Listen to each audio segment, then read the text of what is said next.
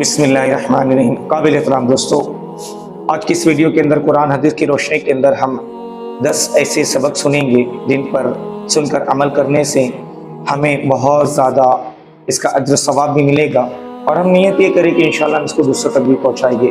شروع کرتے اللہ کے نام سے، بسم اللہ الرحمن الرحیم۔ سبق نمبر 1، اسلامی تاریخ۔ حضرت ابراہیم علیہ السلام۔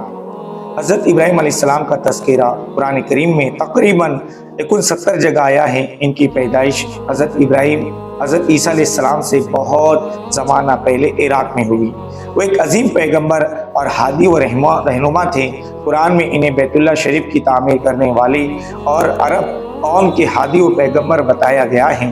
ان کے بعد آنے والے سارے انبیاء انہی کی نسل میں پیدا ہوئے، اسی وجہ سے وہ ابو الانبیاء، نبیوں کے باپ کے لقب سے مشہور ہوئے۔ ان کو اولاد بھی ایسی ملی جو نبی کے باپ دادا بنے۔ انہوں نے 3 شادیاں کی تھیں۔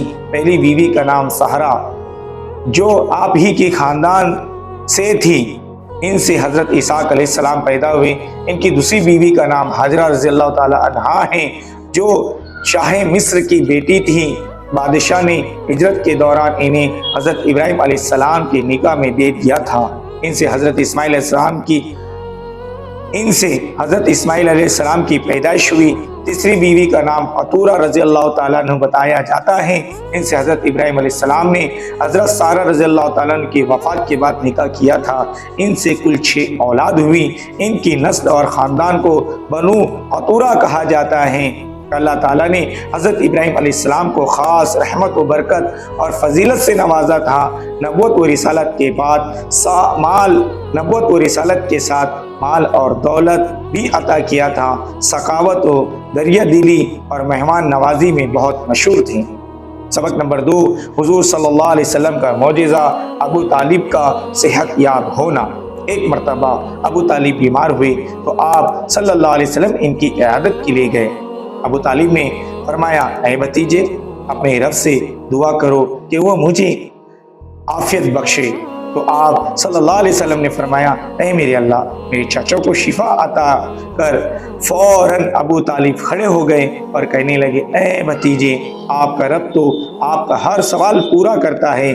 تو اس پر آپ صلی اللہ علیہ وسلم نے فرمایا، اے میرے چچا، اگر آپ بھی اللہ کی اطاعت کرے تو آپ کا بھی سوال پورا کرے گا۔ اگر آپ اللہ کی اطاعت کریں تو اللہ تعالیٰ آپ کا بھی پورا سوال کرے گا۔ سبق نمبر 3، ایک فرض کے بارے میں، بچوں کا بستر الگ کرنا۔ رسول کریم صلی اللہ علیہ وسلم نے فرمایا، تمہارے بچے جب 7 سال کے ہو جائے تو ان کو نماز پڑھنے کا حکم کرو، اور جب 10 سال کے ہو جائے تو ان کا بستر الگ کرو، اور نماز چھوڑنے پر ان کی پٹائی کرو۔ نوٹ: بچہ یا بچی جب 10 یا 12 سال کے ہو جائے تو ان کا بستر الگ کرنا ضروری ہے، یعنی دونوں کو ایک ہی بستر پر نہ سلائے۔ سبق نمبر 4، ایک سنت کے بارے میں، دودھ پینے کی دعا۔ رسول کریم صلی اللہ علیہ وسلم نے فرمایا، جسے اللہ تعالیٰ دودھ پلائے اسے یہ دعا پڑھنا چاہیے، یعنی دودھ پیتے وقت یہ دعا پڑھنی چاہیے، اللہم بارک لنا فیہ وزدنا منہ۔ ترجمہ: اے اللہ، اس میں ہمارے لیے برکت عطا فرما اور زیادہ عطا فرما۔ ایک اہم عمل کی فضیلت، نقصان سے حفاظت۔ ایک اہم عمل کی فضیلت، یعنی سبق نمبر 5، ایک اہم عمل کی فضیلت، نقصان سے حفاظت۔ رسول کریم صلی اللہ علیہ وسلم نے حضرت عبداللہ بن خبیب رضی اللہ تعالیٰ نے فرمایا، تم روزانہ صبح و شام 3 مرتبہ سورہ اخلاص یعنی قل اللہ احد، اور موذتین یعنی قل اعوذ برب الفلق، قل اعوذ برب الناس پڑھا کرو۔ یہ صورتیں ہر نقصان دینے والی چیز سے تمہارے لیے حفاظت کا ذریعہ ہوگی۔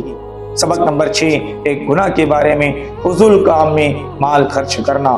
قرآن میں اللہ تعالیٰ فرماتا ہے، بعض لوگ وہ ہیں جو غفلت میں ڈالنے والی چیزوں کو خریدتے ہیں تاکہ بے سوچے سمجھے اللہ کے راستے سے لوگوں کو گمراہ کریں اور سیدھے راستے کا مذاق اڑائیں۔ ایسے لوگوں کے لیے بڑی رسوائی کا عذاب ہے۔ سبق نمبر 7، دنیا کے بارے میں، مال و اولاد اللہ کے قرب کا ذریعہ نہیں۔ قرآن میں اللہ تعالیٰ فرماتا ہے تمہارا مال تمہاری اولاد ایسی چیزیں نہیں ہیں جو تم کو ہمارا محبوب بنا دے، مگر ہاں جو ایمان لائیں اور نیک عمل کرتا رہیں تو ایسے لوگوں کو ان کے اعمال کا دگنا بدلہ ملے گا اور وہ جنت کے بالا خانوں میں آرام سے رہیں گے۔ سبق نمبر 8 آخرت کے بارے میں، جہنم کے ہتھوڑے کا وزن۔